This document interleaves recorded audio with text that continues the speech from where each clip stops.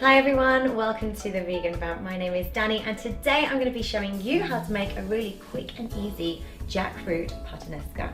Now I'm a big fan of Italian food and a lot of people use jackfruit as kind of a vegan substitute for pulled pork. But I think because of the texture of it, it actually works really well as a substitute for tuna as well. Now this one is really quick and easy to make, really easy to follow, so hopefully you'll be able to do just that. So for our main ingredient, we're going to be using jackfruit. And we're going to use a tin of jackfruit, and you can buy this in any kind of Chinese or Asian supermarket. When you do though, make sure you buy the jackfruit in the salt water or in brine, not the one in syrup, otherwise you're going to have a very odd kind of sweet jackfruit puttanesca. So this is the one in the salt water, and they're not expensive. You can get fresh jackfruit, but I think that's a little bit harder to come by, so hence why we're using the tin today. So to make the jackfruit puttanesca, you're going to need some garlic, you're going to need a green chilli, you're going to need an onion. You can use red or white for this. You can use a tin of tomatoes. I'm going to use a tin. You can use fresh tomatoes chopped, but one tin or about 6 or 7 fresh tomatoes if you'd rather do that to substitute. The jackfruit, you need 2 tablespoons of capers. Make sure that you've drained them. I use them in the jar, so make sure they're drained with a sieve. The same with the olives, 2 tablespoons of chopped black olives. You need about, well, half a cup size of chopped sun-dried tomatoes. I think that gives it an extra kind of richness to the flavour. You need the juice of 1 lemon, you need salt, pepper to season, some basil, of course the linguine that you're going to serve it with. And the thing what really gives this the kind of fishy tuna taste is nori. So you use seaweed, and it's the type of seaweed sheets that you use to make sushi. So about 2 sheets of nori, and that seaweed, it gives it that real kind of sea flavour. And then to finish off with, as a little garnish, I use a little bit of grated vegan cheese. You can use like a vegan parmesan alternative. I'm just using a mature cheddar alternative, and it's a coconut oil based cheese as opposed to dairy. So the first thing we're going to do is put the water on boil for the pasta, and I'm going to put the water on boil for the linguine. It's a bit heavy there when it gets full, so we're just going to pop that over here and put a little bit of salt in the water. That's a little bit of flavour there. And we're going to forget about that for a little while we do everything else. So that's, the water will be boiled. Hopefully the timing will work. That's the thing about cooking. If you want it to be quick, if you time everything well, it doesn't take as long. Next thing we're going to do is we're going to start chopping our garlic. So that one I've already peeled. I'm going to cut the ends off. Now I'm no expert chopper, but if you do kind of squash your garlic with the knife, that helps. It helps you be able to peel it a little bit more easily. Yes, it did. See, there we go. So we're going to chop the garlic, minding your fingers. Like I said, I'm no expert chopper, but it does the trick. You watch these TV chefs with their, I don't know how they keep their fingers, you know, sometimes that will do. And I'm going to just pop that in my second pan over here. Forget about that for a moment. And then I'm going to do the same with my onion. Now this is where my makeup goes horribly wrong. I probably could have done this beforehand. And I do have some onion cutting goggles in my cupboard, but if I put them on, I'm going to be honest, it's just not going to look as good.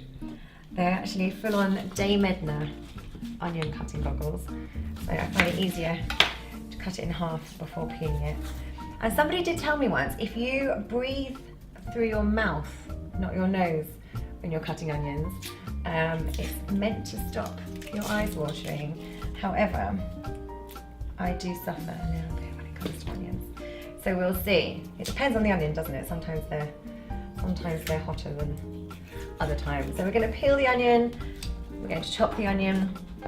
Here we go. So, I mean, the pieces don't have to be too small.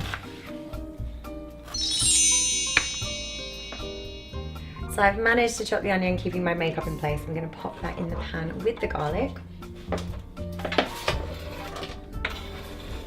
Carefully so we don't move any.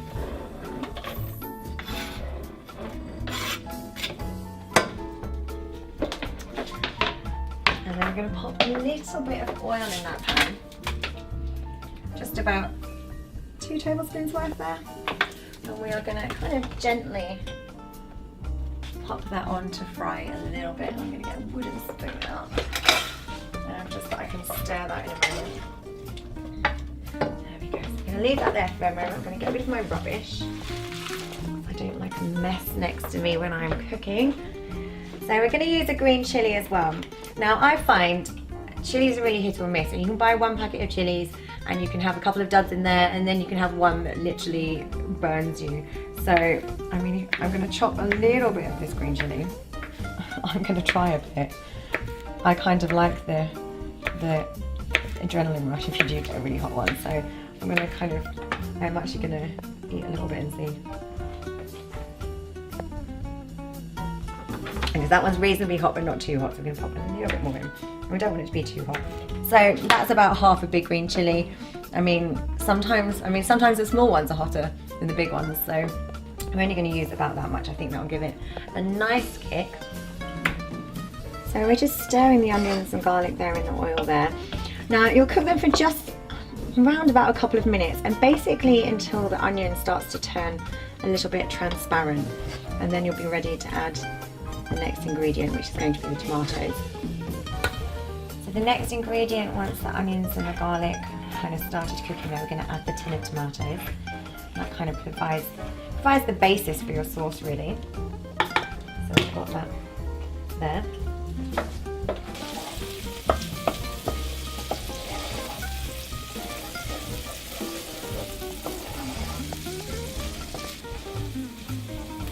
Okay, so the onions are now that nice transparent colour, so we're ready to put the next ingredient in, which is the tomato. Okay, so we're going to pour in the whole tin, just like that, being careful that the lid doesn't go over. And there we go. I'm just going to stir that in there.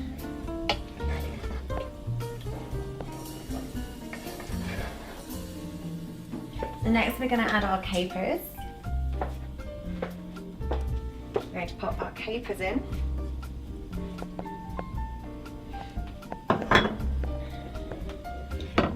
Then we're going to add the black olives here. With that hand actually you can see a bit better. Then we're going to add our sun-dried tomatoes.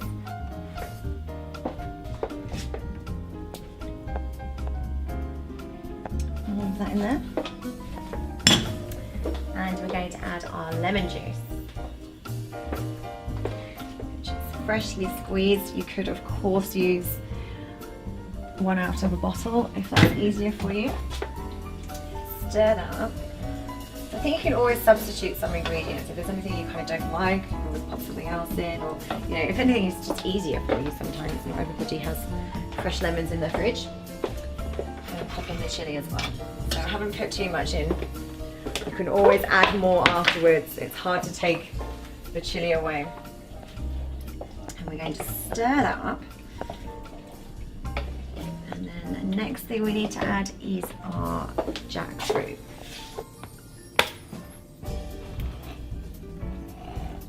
I'm just going to drain the water out of the jackfruit there,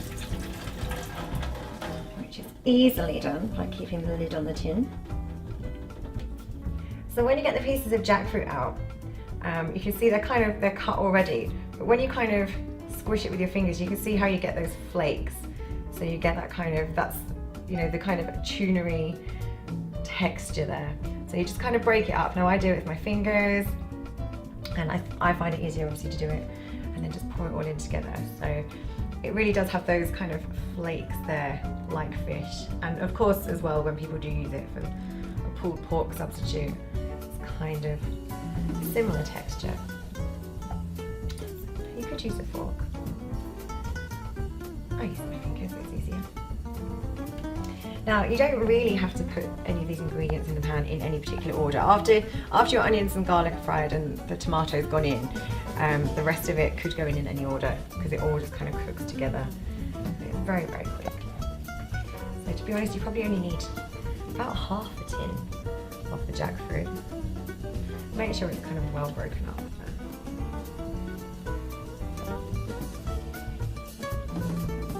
That's half a tin of jackfruit there. I'm going to pop that in the pan.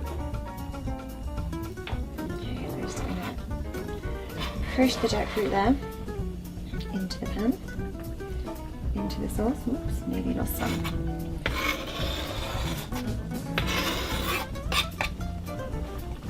And we're going to stir that in.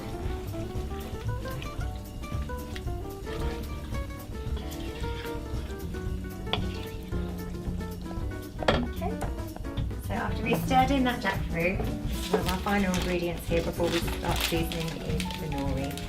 So I'm going to pop in 2 sheets. Finish off the butter.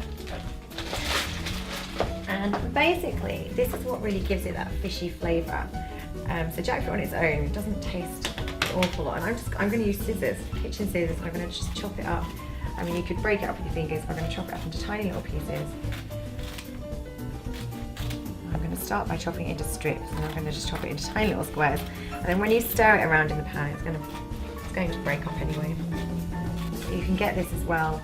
I mean, you can get it in a lot of main supermarkets now, but any Asian or Chinese supermarket, you'll find it in there.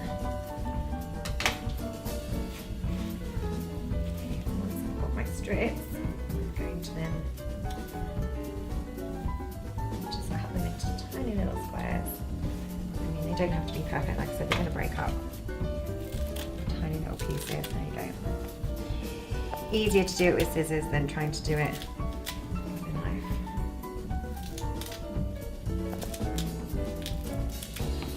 Actually, no, I think that's probably about enough. I'm going to pop in the pan and we're going to see if we're going to need any more. So I'm going to use our fingers and just pop that seaweed in there. I'm going to mix it around. I do like to judge things, you know, when I'm cooking.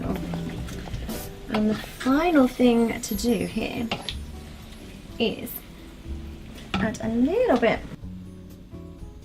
of salt and pepper. I'm going to pop a little bit of salt in there, not too much. And be careful with the pepper because it's not a lid. Just a little bit. There you go. Stir that around.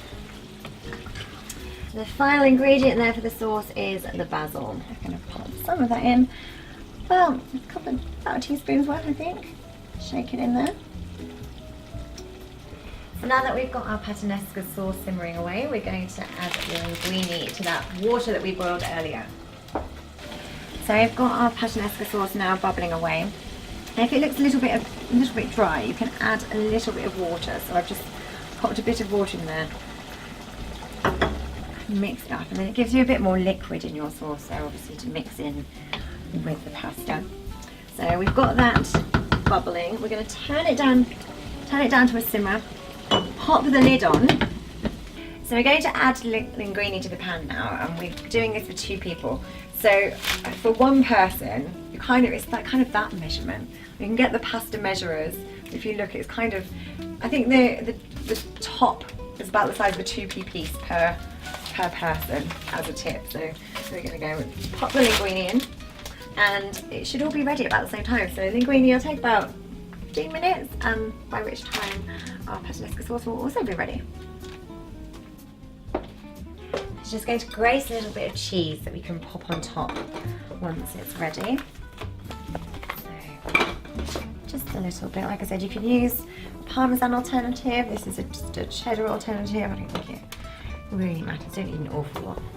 Just a little bit to garnish. There we go. So this is the point while you're waiting for everything to cook. Don't you pour yourself a glass of champagne?